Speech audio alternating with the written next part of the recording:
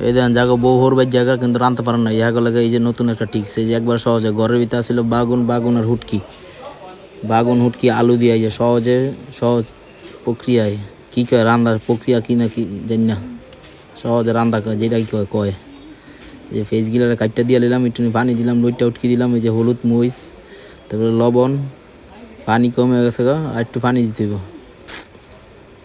এই যে লবণ পানি একটু বাড়ায় দিয়া মানে একটু কষাইতে হইবে, যে কষাইতে যতক্ষণ সময় লাগে এই যে পানিটা হুকা গেলে গই কাটতে হবে, বেগুন আলু গিলার দিয়া দিতে হইব।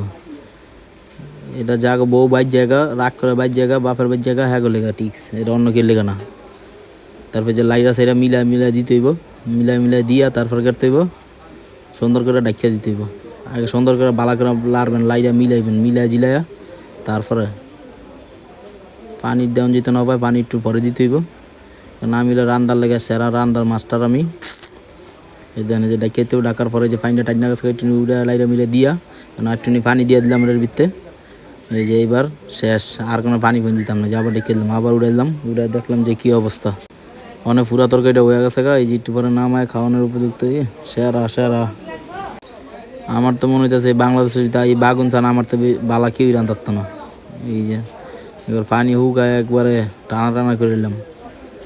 যাদের কাছে ভালো লাগছে অবশ্যই লাইক দেওয়া কিন্তু পাশে থাকবেন।